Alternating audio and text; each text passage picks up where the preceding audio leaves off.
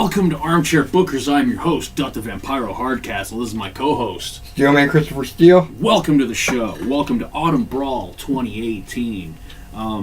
Last show we gave you the rundown. I'm going to just jump right on in. Yep.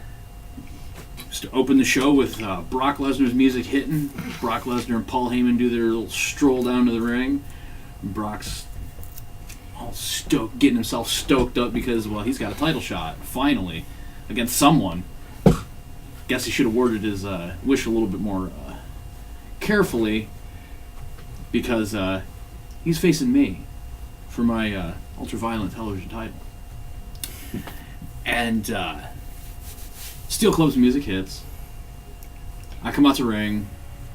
As I'm walking down, kind of like looking around the arena, like up at near the top, and my view keeps aiming closer and closer and closer to the ring. And as my view aims closer to the ring, people start to notice that there's a couple of Steel Club members getting closer and closer and closer to the ring on the outside. Brock's not particularly paying it much attention.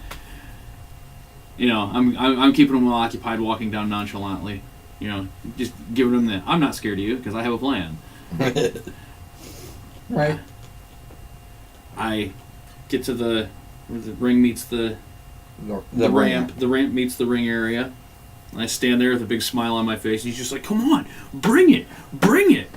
Well, it's brought by Kenny Omega and the Insiders.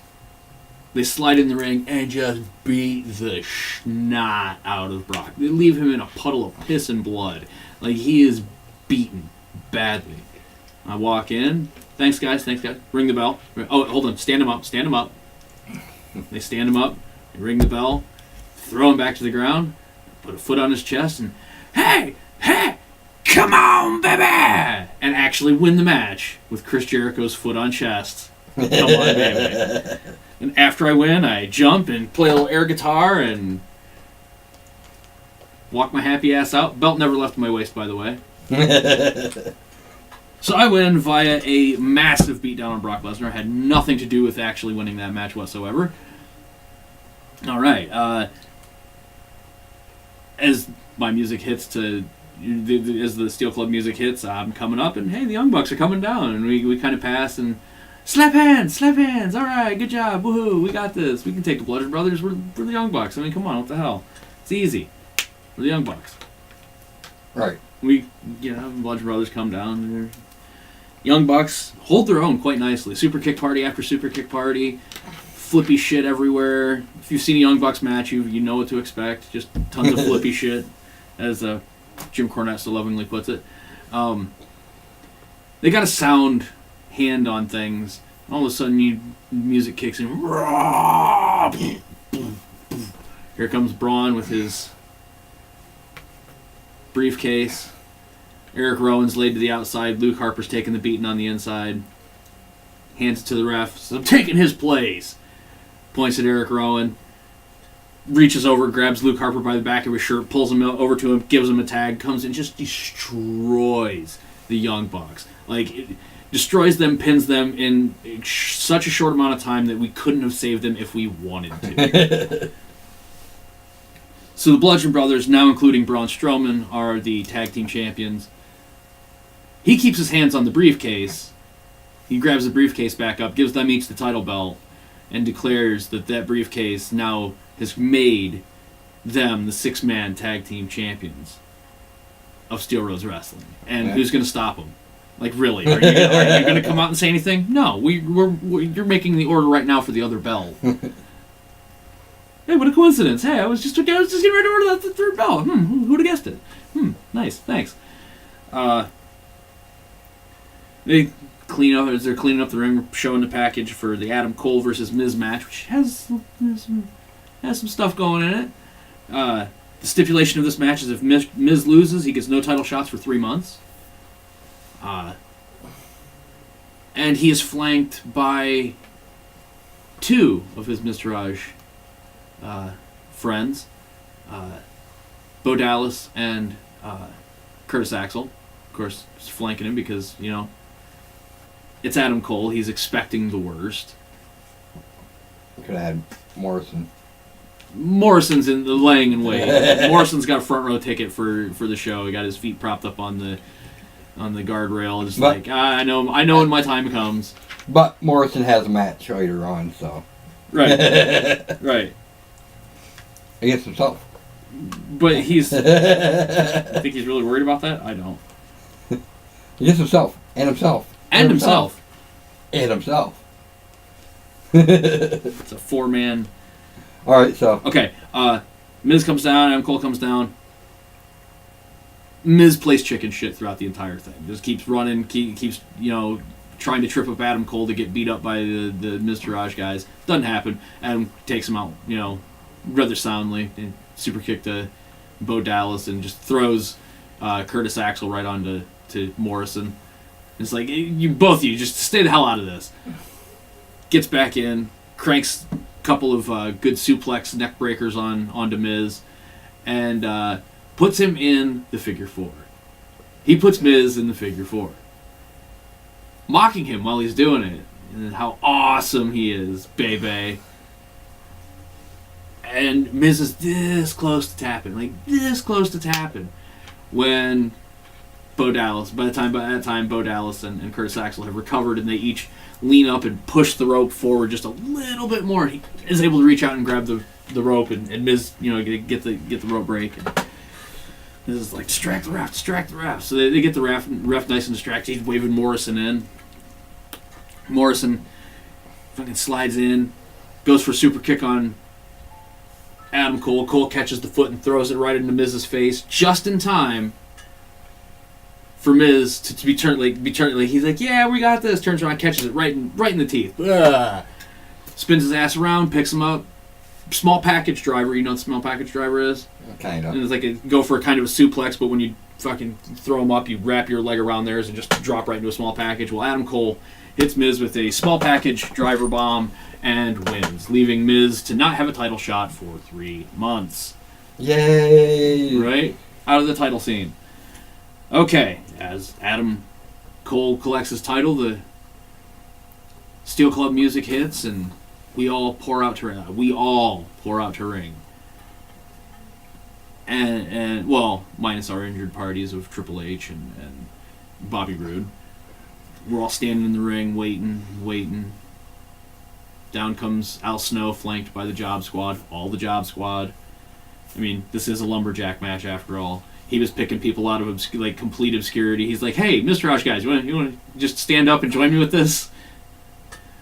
Snow gets in the ring. All of his lumberjacks stay outside the ring. He's like, "Which one of y'all who am I taking? Which one of you bitches am I taking?" I, of course, am Mr. Smartass. I'm sitting in there's Snow here, a gathering of Steel Club members here, and I'm on the furthest side, just sitting on a steel chair. And as he's like, "Who am I fighting?" Getting all, Al Snowy about it, talking to Head and shit. He gets distracted with Head. I fold up that chair and just crack him right between the frickin' shoulder blades. Throw the chair out. I got this. Everybody out. Just beat the shit out of Snow. I'm beating him. He just keeps coming back. Keeps coming at it. I mean, it's Al Snow. You can beat him all day long. He just keeps rebounding back. I've had my frickin' wits end. I've hit him with all my frickin' finisher specials, frickin' signatures. Everybody else is from Steel Club. I've chameleoned every move of someone at everybody at ringside. Snow just keeps coming at me. Son of a bitch! What do I have to do to beat you? I catch a headshot. And I mean, quite literally, he just reaches over and goes, blah, and smokes me with Head as I'm like, what do I have to do to beat you? Blah, catch Head right in the face. I'm reeling back, and as he's standing up, getting ready to get his bearings about him, he's frickin' doing the head dance and whatnot. Triple H's music hits, and Snow's like, what? And he's like, what? I hit him with double knees to the back. His head hits Snow's head hits Head, and I just roll him right up out of the double knees to the spine and get the 1, 2, 3. And Triple H is just standing like, I just got here. What the hell happened? Yes, he's coming down to congratulate the new world champion. Steel Club comes in. Everybody's Job Squad grabs Snow and hauls ass because they know they're outmanned. Because the game just showed up, for fuck's sake. And they know they're just right out over the guardrail and out through the back. Triple H comes down and everybody's celebrating, and he comes down. We're all filing out. Well, we got another matches to do, you know. I'm walking by Triple H. I just throw it, drape it over his shoulder, and you drop this, head up the ramp. And he's just standing there like, what the fuck just happened? What just happened here? Why does he keep doing this to us? Then I'm like, no. As we all pass through gorilla position, you're standing there just like, not again. No. Just no. You're not. You can't do it like this. So I enforced a match. Is that next or? No. Punk is actually just standing out. All right. As the music, as we're filing up, we pop on screen at the gorilla position. You're just like, no. After this Punk Open Challenge, you guys, if you're gonna give him the title, at least have a freaking match for it. All right. Okay, whatever, boss. Off we go. Punk's like, we good? We clear? Can I do we have to stop dealing with Mr. Finger Poke of Doom over here with his damn handing titles away and shit? What kind of crap is this anyway? Like, who books this shit? Wink. He looks at the camera. Wink. Who books this shit? But I'm looking for real competition. I don't want any of this, you drop this bullshit. I want to earn my way to the top. So guess what? Open challenge.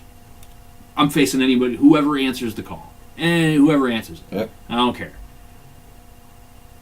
Very strange yet familiar music hits. You see a torch pop out from behind Gorilla and the lights drop.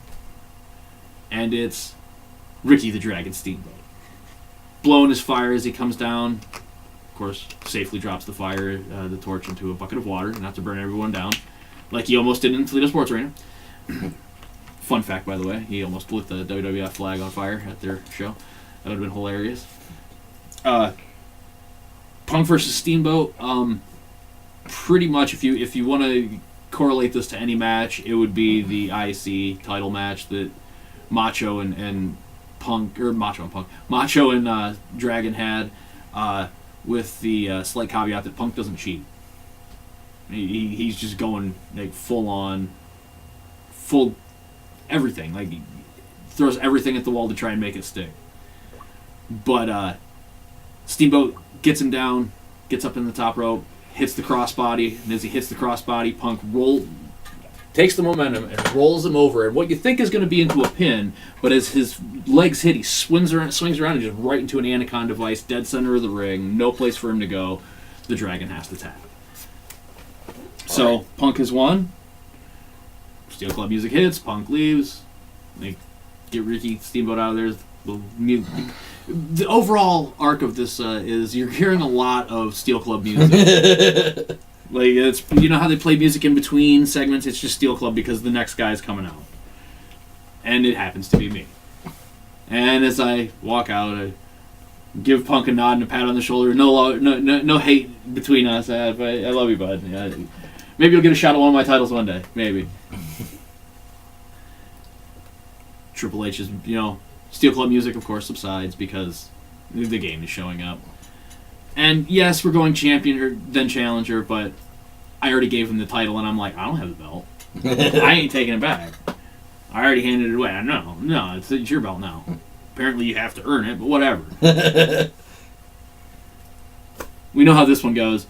Triple H comes in, goes for a big old punch, and you're blah, before it even makes contact. It's just, like, he grabs the back of my head to bullet in for the punch, and I just spaghetti, like, ooze right out of his hand. Just blah. He's just like, fine. Comes down, puts one finger on my chest, like, if I have to, I'm at least going to make a mockery of it too. But in all actuality, now here's the fun fact: as soon as it's done, there's no jump up celebrate like the NWO. I grab a mic and go, now, to explain to everyone who doesn't get what just happened here, I'm returning the belt to its actual rightful owner because right. Triple H never lost the belt. He lost it due to injury. He is back from injury. He is still our champion. Which is true. And Hunter's like, oh yeah. I forgot about that. I was expecting a fight. Nope, no fight here. We got your back, buddy. We got your back. Absolutely 100% true. Triple H had relinquished it? Due to injury, Bobby Roode won it, lost it, I won it back, and gave it to its rightful owner. It's only fair enough, but it still counts in my record. Next up is the mirror match to beat all mirror matches. Maybe. John Morrison versus Johnny Nitro versus Johnny Impact versus Johnny Mundo. In a straight-up four-way elimination. Right. Yeah.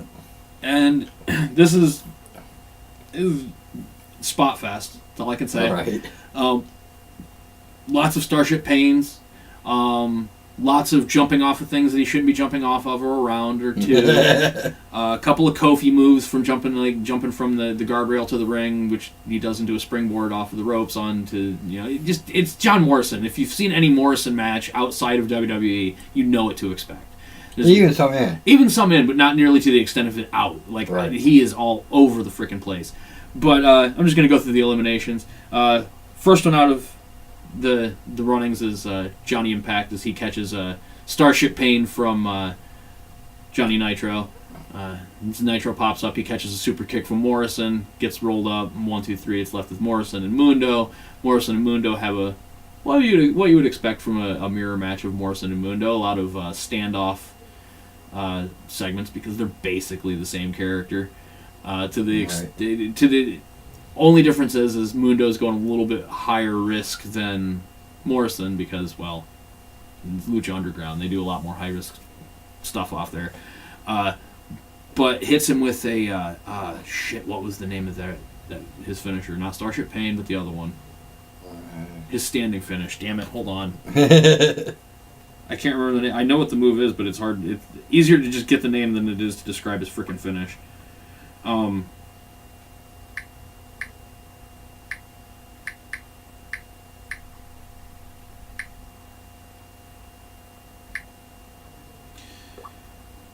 Well, okay, Mundo hits him with his finish and scores the 1, 2, 3 on John Morrison, winning the match.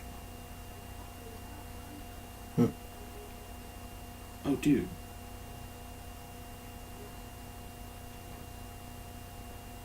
Moonlight Drive. Yeah. Hits him with Moonlight Drive for the win. Dude, they got rid of what the hell? Wow. They've got the championships and accomplishments, but they don't have the moveset or nicknames anymore. What the hell happened? Damn it! Gay. Okay, fun fact. I'm going to run through all of the names. This could have been a 9-man match. If we'd gone John Hennigan, John Morrison, Johnny Blaze, Johnny Impact, Johnny Mundo, Johnny Nitro, Johnny Onyx, Johnny Spade, and Johnny Superstar. But we didn't. We went with the ones that are kind of highlighted there. Well, we added Nitro, though, for some reason. No, we exchanged Hennigan for Nitro. Right. Makes sense. Okay, so Morrison wins that match. Soon as everybody's cleared the ring, lights go out, Sting's music hits. He pulls a Bray Wyatt, lights come up, he's already in the ring. And he's pissed. He's like, what in the hell kind of company am I working for where the World Championship gets basically handed to two people in one night? This is bullshit. These fans paid for a world title match. I am giving them a world title match because I'm not leaving this ring until I fight Triple H. Period. Triple H, like, alright, fair enough. I'm not wore out. I didn't do nothing. Heads out to ring, but he's tagged along with by his new buddy, me. I'm right there. I'm with him. I'm with this guy. So, Sting and Triple H having at it. I'm skip the entries, skip all the announcing the bull crap. Everybody knows what goes into that. Triple H and Sting have a knockdown, drag out, Flair versus Sting style match. It just keeps going and going. And they're about the 35-minute mark, and the audience is just like, okay, who the hell's gonna win? How is this gonna end? Well, Dusty Rhodes comes down to ring because he feels that I'm getting involved too much, which I am. Let's be honest. Well, let's be real. I'm cheating my ass off to keep that belt on Hunter. Dusty comes out and we start squabbling at ringside. Fighting it up, and the ref gets distracted by it. Of course, he's like, "What the hell's going on here? What the hell's going on?"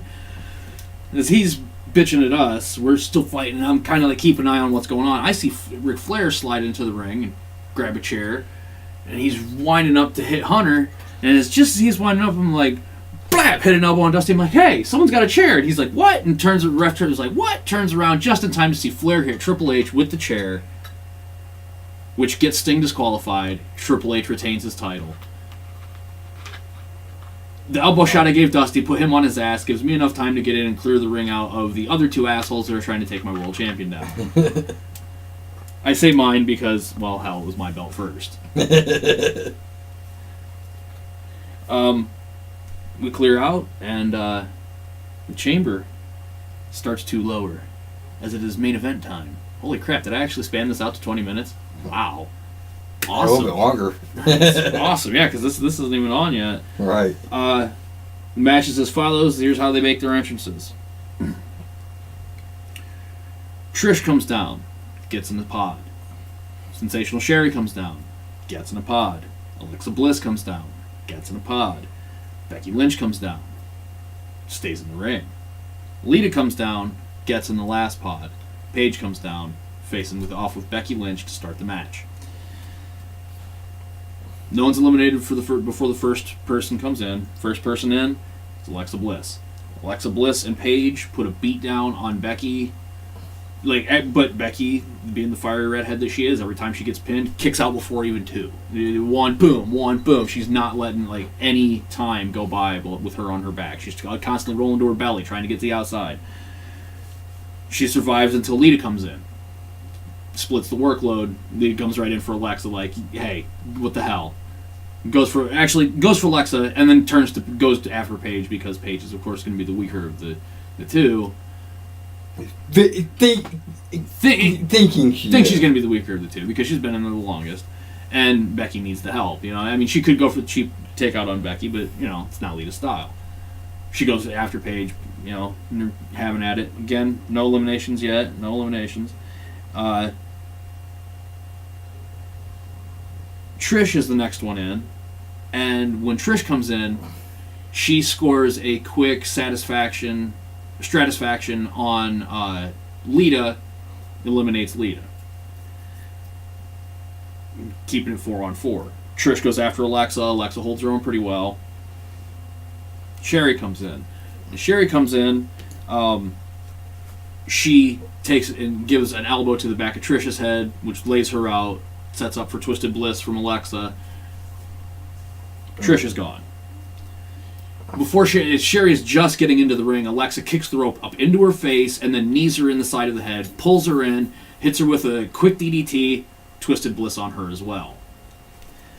Paige and Becky have been having a clinic on the camera side of the cage throughout the entire thing. Just an entire wrestling submission clinic. They're going back and forth. No one's tapping out. No one's giving any...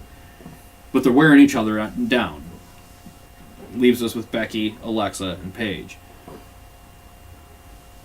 Paige gets thrown into the glass and kinda knocked out. Kinda. Alexa reaches through the ropes and grabs Becky by the hair, drags her into the ring, starts going with her pretty good. Becky gets the advantage, lays in the disarmor, Alexa taps. As Alexa's tapping, Paige is waking up, sets up, does the the springboard DDT that Xavier Woods is known for, where he steps in, puts his foot on the bottom rope and kind of launches in. Well, she does that to Becky as Becky's letting go of the disarmor. Boom, hits her with that, keeps a hold of it, picks her up, throws the arm over, Rampage, keeps a hold of that, twists her up, picks her up, second Rampage, then puts her in the PTO. That's the match. Paige definitively puts the exclamation point on her "I'm better than everyone" saga. She's waiting for the next big challenge. Cue Ronda Rousey's music. Ronda comes out and just stands at the end of the ramp and just points like, that's going to be my belt. My belt. And Alexa Bliss is kind of standing between the two and is like, no, it's not. Walks, drops off the side and walks up the side. And those two meet eyes, fade to black. Can't believe I made it to 4 minutes and 40, or 20 minutes and 40, 24 minutes and 20 seconds of... Wow, that's probably one of the longest told pay-per-views that we've done in a while. We do some kind of pick for this week? Dream match picks or something? Yeah. Let's, what do you want to do? Let's find out. Got a list somewhere around here. Here we go. We did the Foleys. Yeah. Foley's been done. Let's go with Taz. All right. We haven't done many ECWs, and Taz is a great place to start. I'll let you go unless you need time to think, and if so, I'll jump on it. I know it's done, but not ECW Taz. Right, and this is what we're talking, Taz with one Z, the real Taz, not the watered-down WWE Taz, so... So I will go Triple H. Nice, Taz. nice, yes. And that would be a good match. Damn. I'm going to go with... it's, again, already happened in WWE, but not in ECW, which it could have had Raven and Sandman not been idiots about their fucking bit of crucifying Sandman, but Kurt Angle. Kurt Angle and Taz would have probably been a great match in ECW. All right. AJ Styles. Of course. AJ and Taz would have been great together. Shit, I'll go in that same vein. Samoa Joe and Taz actually would make a fantastic tag team. Oh, damn. Now I'm going to throw those two together as a tag team in my season mode. Probably have unstoppable tag team champions. But going against each other. Again, against each other. Coquina Clutch versus Taz Mission, dude. You could bill an entire WrestleMania on that alone. If Taz came out of retirement for one match against Samoa Joe, dude, they could, and especially if they did single Z Taz. Right. Oh, dude, it would be on. People would probably still pay really good money to see that. Yeah. Oh, definitely older. Oh yeah. All right. Actually, no, because we all get it on the network. Right. Right. I mean, to see it live, a lot of people would probably want to go see that live, Taz's last match, especially if it was a single Z Taz. Right. Dude. It's single Z, yes! Right. Fuck right. I'm going to go Macho. Yeah. Trying it off. Nice. It just seems all logical. Ooh. I got a good one. Ken Shamrock and Taz's styles would have made for an interesting style, like suplex heavy match. Right. A lot of submissions, a lot of suplexes, a lot of brawling. That would have been freaking solid. I would have actually liked to see those two in a Lion's Den match, like when Owen and Ken faced off in. Because I was like, well, what happened to that match? That should have been done more than once. It was such a good concept. Yeah, they had good concepts in there. I can't watch it. Right. WWE's so good at having a great concept and just pissing it away. Yeah. Attitude Era is the perfect example of just like times that they had great ideas and just squandered them. Even the dungeon match. Yeah. One time and it's got done. Yep, never again. What? Morons. Actually, I think they did it twice. Maybe.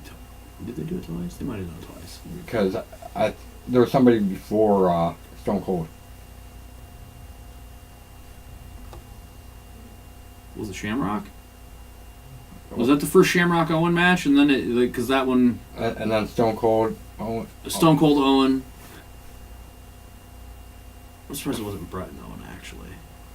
I know it wasn't, but I'm surprised they didn't do it. It would have made most sense. Well, shit. We did this one right on time. We filled it up with mostly armchair bookers. Right. Nice. You did most of the work. Yeah, hell yeah. That's what happens when you do when I do my homework. And that's probably the reason you don't like this one. Yeah, it is. I gotta do all the work. No, I gotta think. Son of a bitch. It's all right though. Something that comes second nature to me is thinking of doing wrestling, like thinking up wrestling matches. So it makes life easy. All right, so till next time. Like, share, subscribe, comment. Tell your friends. Tell your enemies. Tell your friends. To click that notification bell and join the notification squad. Stealing that from whoever made it up first, because I know it wasn't us. I know it wasn't who we saw it from. Even the people that they stole it from. Right. Right. Until next time. Look right. And ring the bell. Ring the bell. Peace.